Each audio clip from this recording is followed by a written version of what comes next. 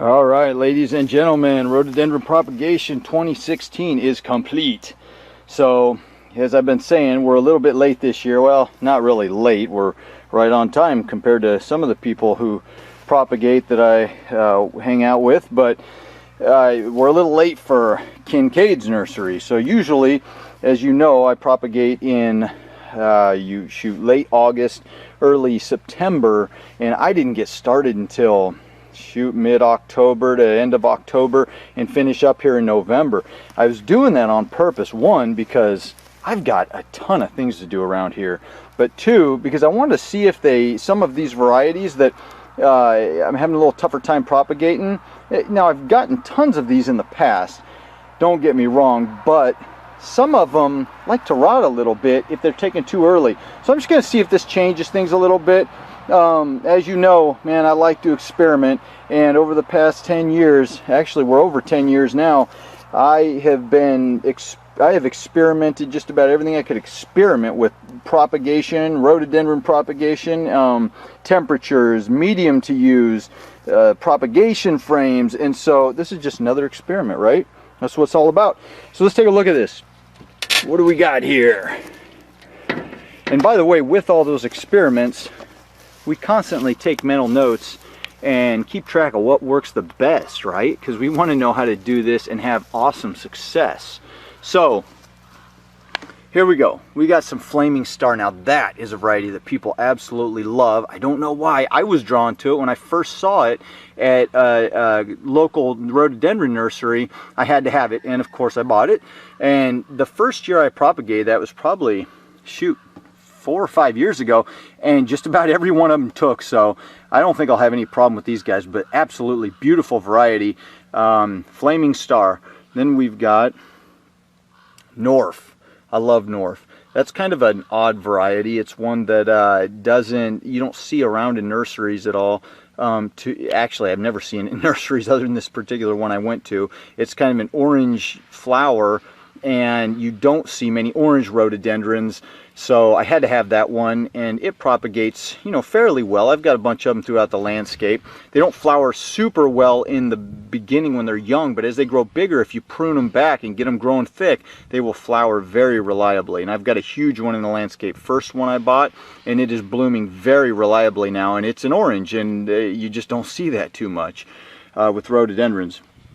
We've got some Lem's Monarch. Man, I absolutely love this variety. It's, you know, when I first learned about it, I wasn't so excited. I don't know why. Down the road, Rainier Rhododendron, Nate and Lawley run that place, and they're some good friends of mine, and this was one of their favorite rhododendrons, one of the first ones they bought, I believe, and they love this one. And I think the problem was I had never seen it bloom. I had just seen the plant, which it has huge leaves, and I love huge leaves, but I don't know, you know, you go through life and sometimes things catch your eye and sometimes they don't. This one didn't in the beginning, but now I have fallen in love with this variety, and if you look up some images of that, I'll try to get some in here, you'll see why. But when it's full grown and huge and it's like in the middle of its blooming, it is so beautiful, the color contrast between the new buds coming out and the blooms that are open. What else we got here? We've got some Thomsonii. That's a species, and one of my favorite species because it's got round leaves. The new growth also comes out kind of a bluish color and then turns to more deep green. But the flowers are one of the earliest flowering rhododendrons that I have here. The species tend to bloom a little earlier, and it is just pure blood red, man, and it is so awesome. It's a taller growing rhodie that will not bush out as much, but it will grow taller into a tree eventually, and it's got cool looking red peeling bark. I did some April Glow. Now, you guys are probably gonna like this. Now, in the famous words of Jim Lucas, I'm not superstitious, but I don't want to take any chances. So when I first finished this bed, I counted how many varieties do I have in here, and I ended up with 13.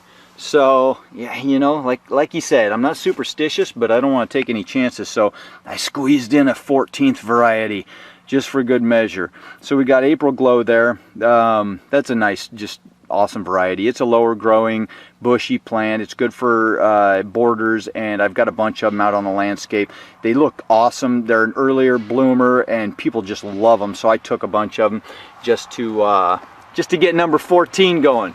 All right, but I'm not superstitious.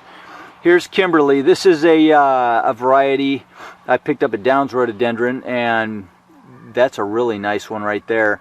It's a lot smaller growing rhodey, nice, more round leaves, and it's got a little bit of a fragrance to it, but real pretty one. We've got, what do we got? Hallelujah! That's one I've had for quite a while now, maybe 6 years or so, 7 years, and I've taken, maybe 8 years, but I've taken cuttings from that one in the past and got a bunch planted out on the property. It's a magnificent landscape plant.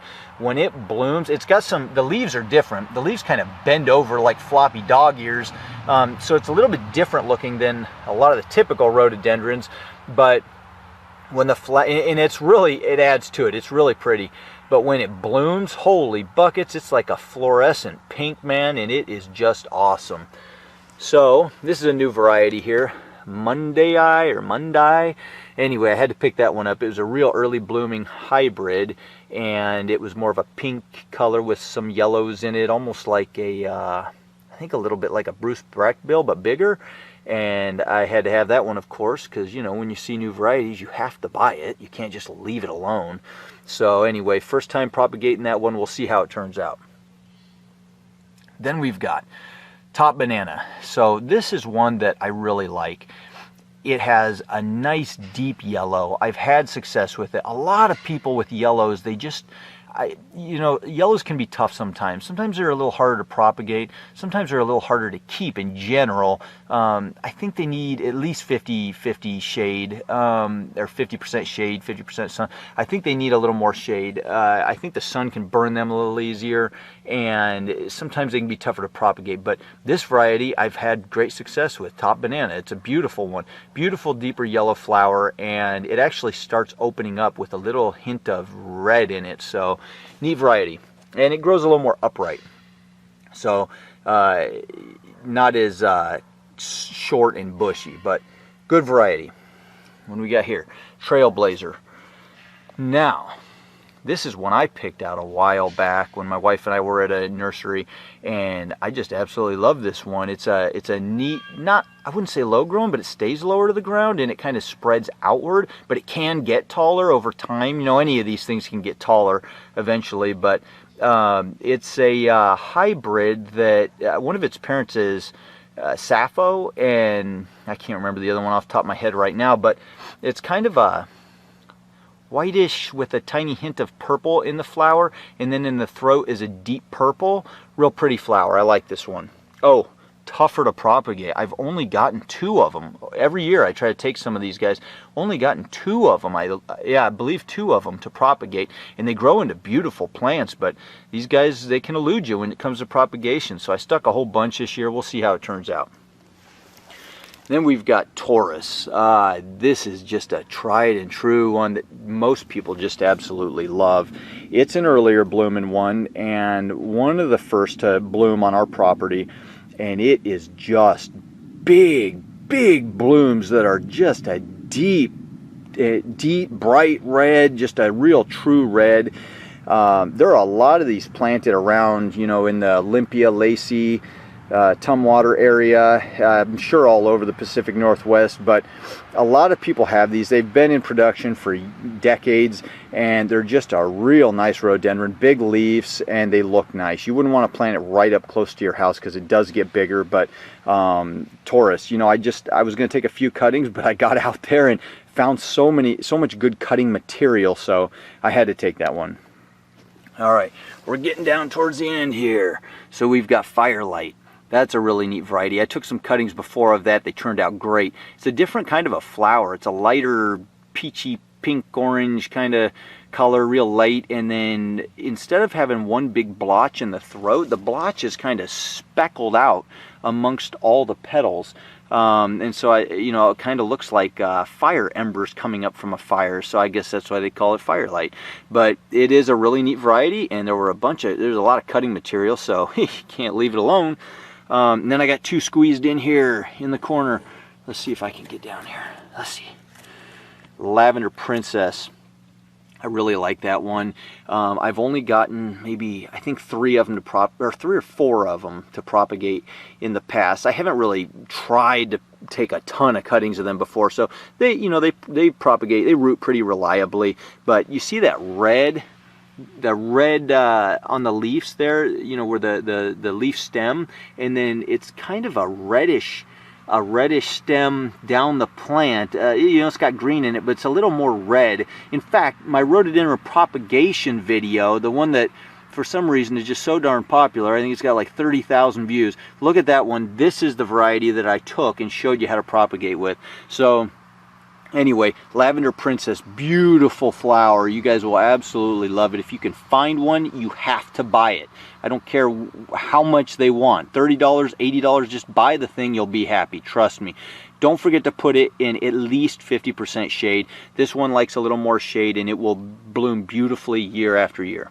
And then last but not least, Fire Rim. I wanted to get more of these, but I just ran out of room in here. Fire Rim is not small. It's got a good sized leaf, but maybe I'd say 4-foot rhododendron that actually is wider than it is tall, and beautiful flowers. You got to look up a picture of these. In fact, I'll try to get pictures somehow linked here. I don't know if I'll be successful, but I'll try to make it happen. But Fire Rim, really nice flower, blooms reliably year after year. The only thing I found with this one is if it freezes too quickly in the fall, some of the buds get blasted and don't bloom. But mine has bloomed every year. I haven't had much of a problem with it, and it's just a real hardy rhododendron. So that's it. Rhododendron propagation complete for 2016 in my smaller bed. The bigger bed is full right now, and I will start potting all of that up this spring. We're in November now, so this spring, actually winter, January, February, March, I'll start potting up plants around that time to get it all kind of squared away before summer gets here. But that is it for now, and we got 14 varieties, so we're set, man. All right, let's put the lid down and put these little babies to bed, and we'll see you next summer. See which ones are taking off and rooting on, and make sure everything's doing well. All right, take it easy. Have an awesome day, and adios.